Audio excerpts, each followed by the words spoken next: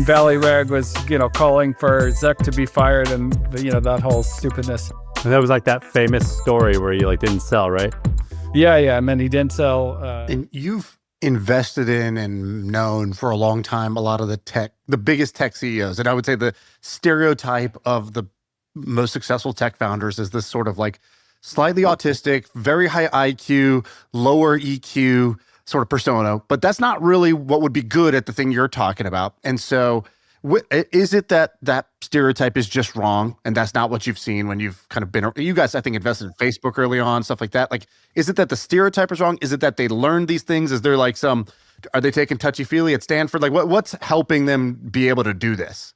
Yes, I think some of these guys have much higher people understanding than you might think. The ones who truly can't read people and understand people don't get, they don't become Mark Zuckerberg. Mark Zuckerberg, his mom, by the way, is a psychiatrist or a psychologist. And he's actually pretty insightful. And you can see it in the deals he's negotiated, the moves he's made. Guys who are processing information at that rate of speed, it's a little weird. You always feel okay, what the fuck is wrong with my clock? This guy's thinking faster than me. But so my very first conversation I had with Zuck was, I think, in 2007. And, at that time, if you guys recall, the Facebook traffic had flattened and the executive staff that he had at the time was trying to run a coup to force him to sell it to Yahoo. So they were leaking all this stuff to Valleyrag at the time, and Valleyrag was, calling for Zuck to be fired and, that whole stupidness. And that was that famous story where you didn't sell, right? Yeah. I mean, he didn't sell. But, right at that time, his first question to me was, if I fired my executive team for the second time, would the board be nervous? I was like, well, that's not even the question, Mark, because, if you're asking that question, then you kind of have to do it because you can't succeed with them. So, whether or not you can succeed without them is at least a question mark. You're going to die with them. And I said, but let's talk about why they're doing this. Why has traffic been flat? And he said, look, we doubled the size of the engineering team this year. We went from 400 to 800 engineers. And we had, the way the product is architected, we had a MySQL layer and then an API, and then the applications are built on the API. But a lot of the new engineers just wrote straight to MySQL and they horked up the whole thing. And now it takes 10 seconds to log in. And so traffic flattened because of that. And I was like, well, how do you train these guys? And he said, train these guys. And I never forget that. And I was like, oh shit. I said, Zach, when you're 10 people, there's no knowledge in the company. Everybody just comes on and they jump in and they start working and so forth. But you get to 800 people, 1,000 people. You have a lot of knowledge that's in your company about how the product works, how you check in code, everything. You actually have to teach people that because they don't know who to ask or how to learn that on their own. And so you have to do that. And just, to show you what a great CEO he ended up being, he created this 2-month boot camp for everybody in product management. Every engineer who entered Facebook had to go through this thing, learn everything and so forth. So he was he's a phenomenal student of management. Before he became now he's, I wouldn't call him a student. He's a great CEO, but a lot of these guys, can figure out the people part pretty fast, I would say. And like I said, the ones who truly don't understand people don't actually turn out to be good CEOs. They don't get to that level. You can make fun of Larry Page or Elon or Zuck or so forth, but they are actually very smart about people, all three of them. Mm. You have these great stories. That's a great story. One, I think that's in your new book, is a story that I feel like is relevant to kind of any business size. So some of these, it's oh, well, my company's never going to be 20,000 people. So I don't really I can't really relate to this, but one, I thought it was about collections. It was about collecting money, which I think is whether you're like an accountant and you have to do this for your clients, or your 10 clients, or you're a big business. And I think it's the CEO of Nation Builder. Yeah, Leah. Yeah. Can you tell this story? I thought this was a phenomenal story. Yeah, so they're kind of, we're living on the edge. They need every kind of thing collected possible, and she was just like, cash collections would just be, and there were all this dumb stuff that would happen, like they sent out the wrong kind of email or this and that, and they didn't get the thing and so forth. And I said, I learned this technique actually from Andy Grove, where like if a project was off track, he would just go, okay, 8 a.m. every day, we're going to meet on it, and I'm going to be in the meeting, and I'm going to want answers. And what that meeting actually turns into is, every dumb thing going on, you can just resolve very, very fast, because people don't know who to ask, how to resolve it, whether it's a problem and so forth. So I said, Leah, just like every day, 8 a.m., get everybody in the cash collection team together and start the meeting by saying, like, where's my money? Like, why haven't we collected it? And like, make them explain to you why they haven't collected it. And you'll be shocked at why they haven't collected it. And sure enough, it's like, well, we didn't know we could edit the email. It's just like, well, you didn't know you could edit the email. Like, but it's, those kinds of things start popping up. Oh, I didn't know that I could do this, because this is what we ought to be doing, but we're not doing it because I don't think I'm allowed to do it. And it's like, well, no, I'm the CEO, you're allowed to do it. And then that can unstick a like dumb project that's way off track, or a process that's off track, or so forth. So it's kind of like a different idea about management, where the enemy, as you grow, like communication becomes your biggest challenge. And so it's just a way to go like, okay, I'm going to manually, unscalably fix communication in this organization right now. And the amazing thing about it is it does tend to be very long lasting, where like once they get that, then, it sustains. I had an experience with a founder you invested in. Do you know Suli Ali? He's one of my good buddies. And you guys invested in Tiny back in the day. Of course. Yeah. Yeah, he does this exact thing. The founder emailed us and was like, hey, we're going to start raising money. We really need to raise money. So it's important. And I would just love to pick your brain on what it was like. A very like, can I pick your brain? Would you like to go get coffee for this? My house is on fire. And we were like, wait, just to clarify, is the house on fire? He's like, yeah, the house is on fire.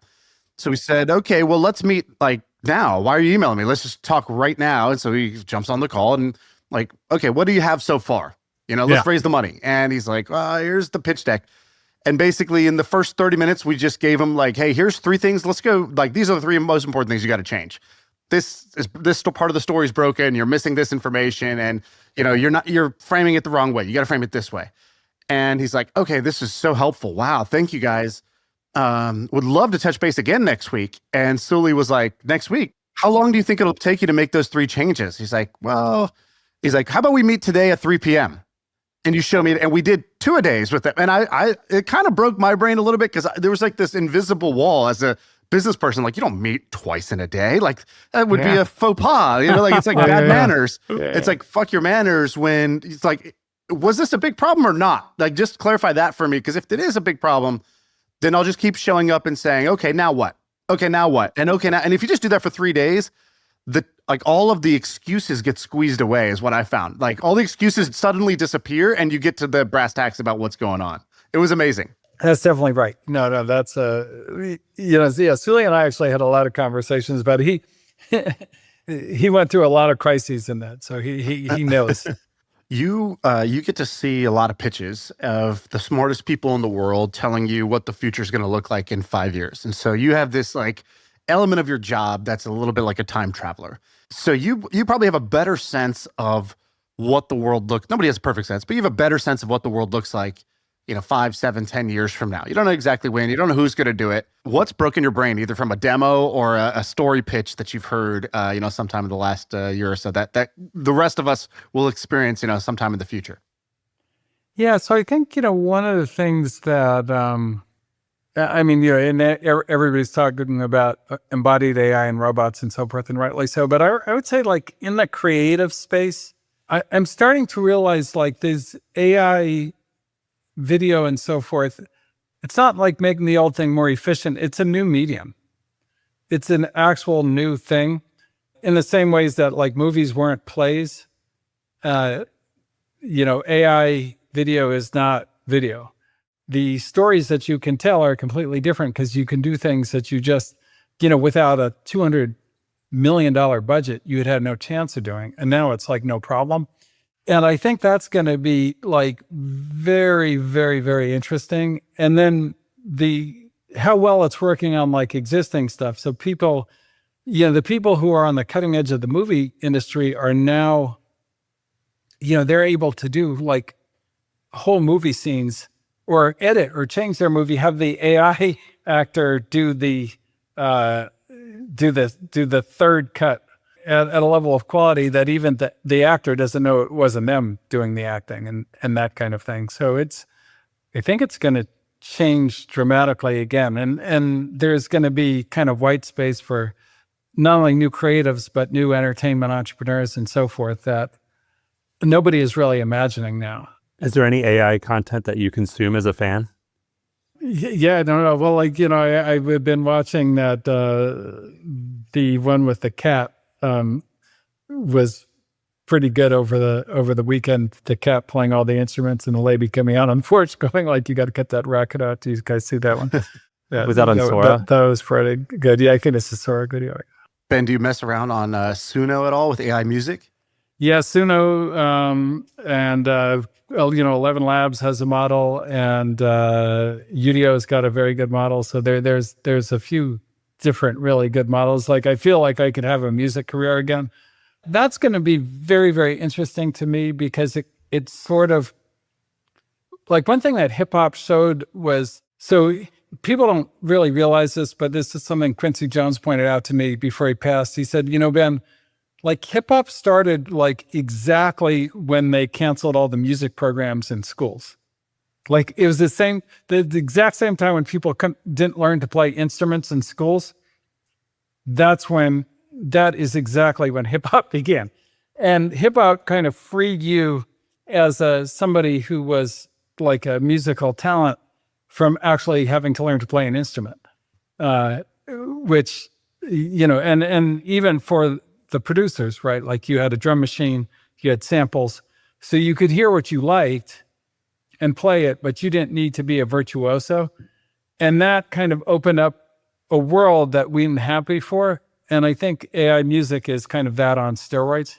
I don't know if you guys know, the number one song in the country right now is an AI country artist. It's called Walk My Walk. Oh, yeah. And the first AI artist that got a record deal recently, so this is definitely what the future looks like, is people who, non-musicians, it's just like, Replit and others make it so that you don't have to be a coder to make apps. And now you don't have to be a musician to make music. And I don't think people really understand how big of a deal that is. Like my personal trainer, who's been in the fitness world his whole life, has been in a rabbit hole he's probably in the top 0.1% of AI creators in the world right now, creating amazing music. And he's like got like a full band. He's like his own record label. And every day he's up till 2 a.m.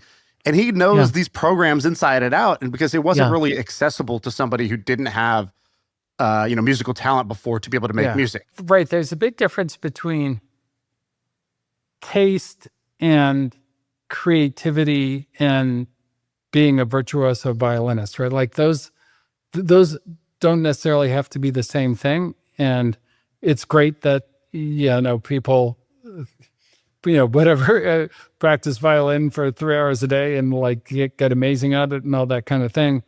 But it's pretty neat to have a world where like, okay, if you can just do this part, you can still play. We don't play that. We don't play that. We don't play that. G-Unit. We don't play around.